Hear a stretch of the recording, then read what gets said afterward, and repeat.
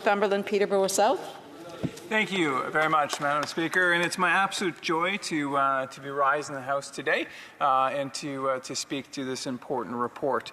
And I will, at the outset, say that I'm splitting my time with the amazingly talented member from Bay of Quinte, who is single-handedly going to bring trade back to Canada. So excited, so excited to split time with him. But the order of business today is to talk about the report entitled "Lessons Learned from Canada's Record on Climate Change," delivered by the Commissioner of the Environment and Sustainable Development. The report was delivered pursuant to 108 sub 3 sub G of the Public Accounts, and I was pleased to be on the committee actually when we studied this important report. And I will just maybe just read a couple of highlights into the record before we get going in earnest on my speech here. From the committee report, the report further clarifies that although Canada's population and economy have grown faster than the emissions have, its GHG emissions have increased since the Paris Agreement was signed, making it the worst performing of all G7 countries since the 2015 conference. An update to the report is to see that the trajectory has not changed in recent months or years. In 2023, the Commissioner wrote in a new report, "While some progress has been made, we are extremely concerned about the federal government's ability to achieve meaningful progress." So what I think we could really entitle this report, both the committee report and the Environmental Commissioner's report, is "All Pain and No Gain." We have experienced tremendous economic challenges due to this government's environmental policies without any real achievements on the environmental side. And in fact, I'll read some testimony because I had the privilege of asking the Environmental Commissioner some questions, and I'll just read from the testimony.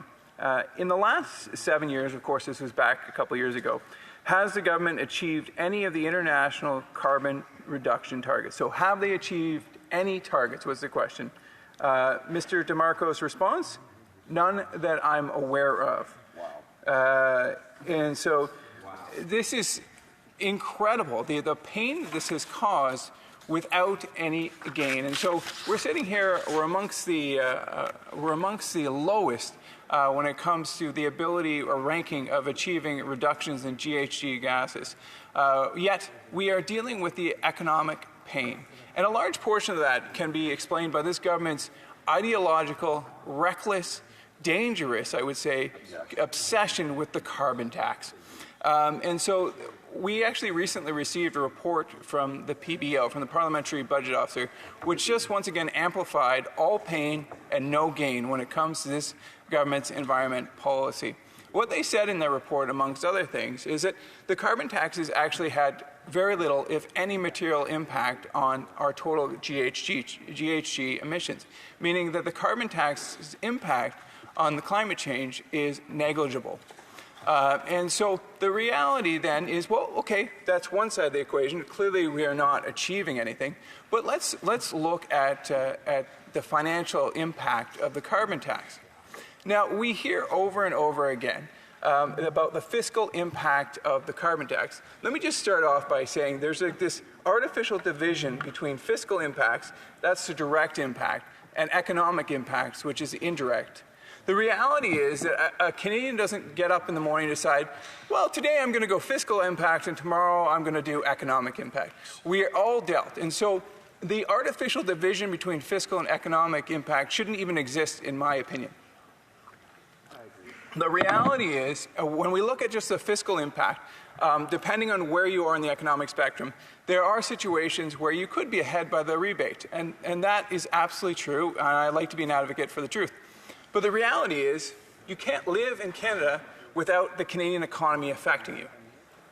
And so when we look at the economic impact, which is the total impact of the carbon tax, nearly all Canadians will be behind.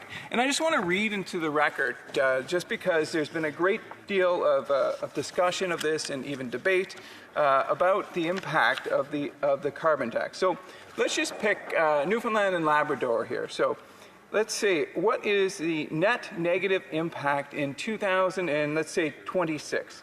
That's a net negative impact of $876. So once again, people in Newfoundland are behind because of the carbon tax, even including their phony rebate. Let's flip over. Let's pick another province out here. Let's say Saskatchewan here. Let's go 2028-9. The average Saskatchewanite is out $434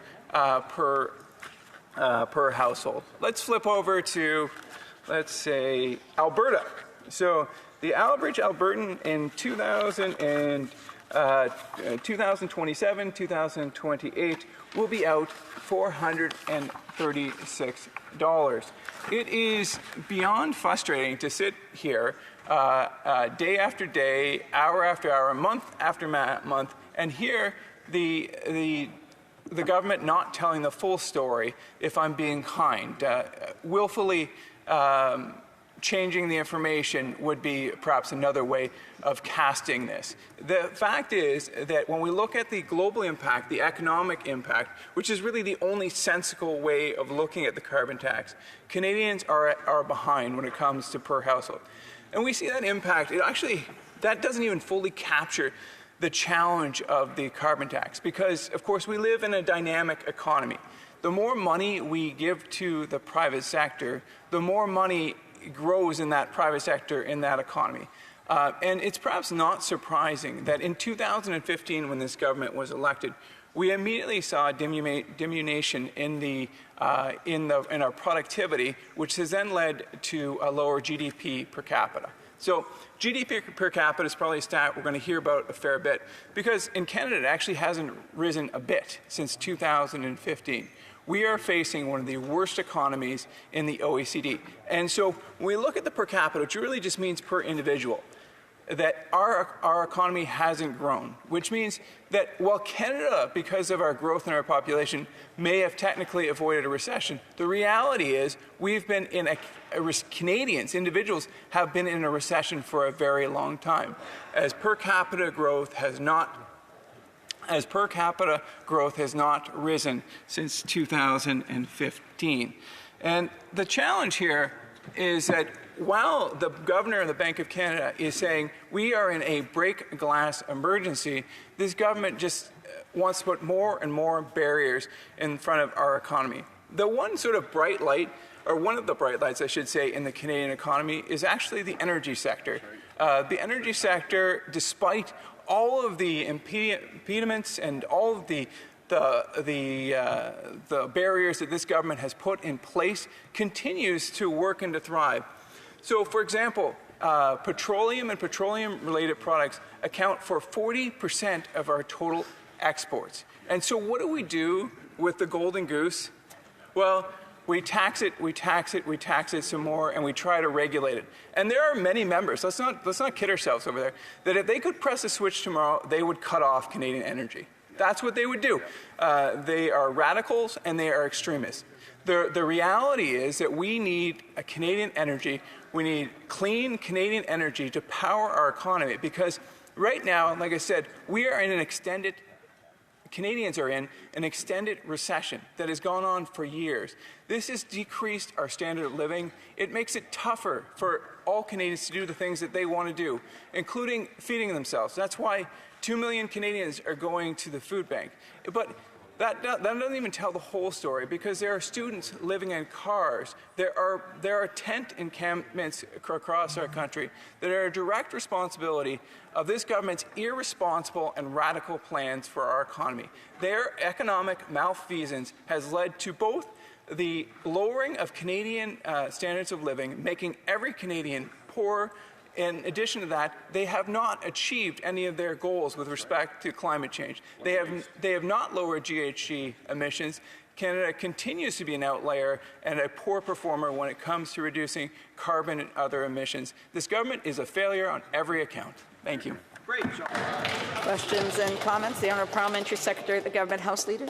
Yes, thank you, Madam Speaker. You know, the member's absolutely all over the map on this issue. Try to understand in terms of what it is that the report itself is actually about. I'm listening very closely. But let me pick up on one of the biggest flip-flops that we've actually seen in Ottawa, probably in the last generation or so. And that is the member's talking about the price on pollution, the carbon tax versus the carbon rebate. The reality of it, Madam Speaker, is that every member of the Conservative caucus that was participated in the last federal election said, yes, we support a price on pollution, Madam Speaker. And then they get this new shiny far-right leader from MAGA principles, Madam Speaker, and he comes out and he says, well, we're going to do a flip-flop on this issue, and as a result, they are now all in opposition to the price on pollution, Madam Speaker. My question to the member opposite, does he not believe that the MAGA far-right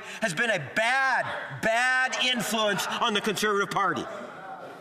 The honourable member for Northumberland, Peterborough South. You know, in first-year psychology, you learn about something called shadow projection. That's projecting onto other people your own insecurities and failings. And so when I hear about confusion and radical policies, it's no surprising it's coming from that member. Questions et commentaires, questions and comments. The honourable member for Regina Leuven. Thank you very much, Madam Speaker. And this is an important topic, and I listened to my friend intently on his speech, but I'm wondering, has he heard of other flip-flops on the carbon tax? One comes to mind is the NDP and BC. They were against it before they're for it, before they're against it. Another one comes to mind is the flip-flop of these very Liberals when it came to being an open and transparent government. I remember in 2015, the Liberal government said, we will be the most open and transparent government in the history of Canada. Could we maybe walk through a few of those missteps, Madam Speaker? Member of Northumberland, Peterborough South. Yeah, you know what? You're experiencing, I think, something that we see with all progressive candidates, whether it be the Liberal Party or the NDP or otherwise. Right after election, they become strong progressive legislators.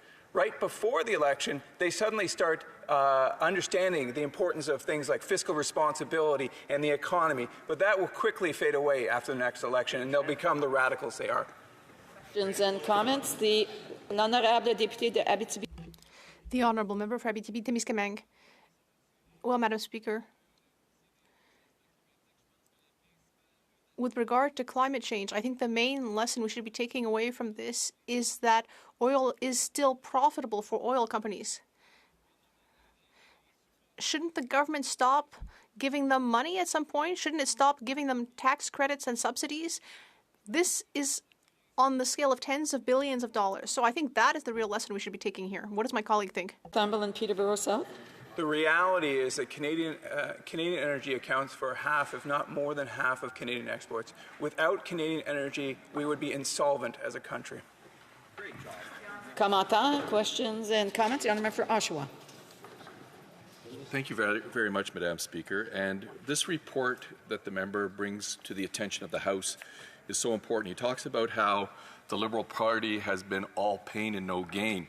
The member from Whitby actually is on the record saying that they know that their net zero policies are going to cause pain, intentionally, Madam Speaker. Now, what kind of government intentionally causes pain on their population? And we do know that the Liberal leader admires that basic dictatorship of China. And they talk about radicalism. It seems to be moving forward further and further and further to this wokeness. I was wondering if he could talk about Canada's competitiveness, because right now, Madam Speaker, we know we have to compete with the world. And with these carbon taxes, these crazy radical policies, what difference is that going to make for Canadian manufacturers? The honourable for Northumberland, Peterborough South. I actually appreciated the comments from the member from Whitby, because at least he was being honest about the debate. I mean, the reality is that there are no Pollyanna solutions. There are only trade-offs when it comes to politics. And so we need to have smart policies that enable us to fight climate change while growing our economy.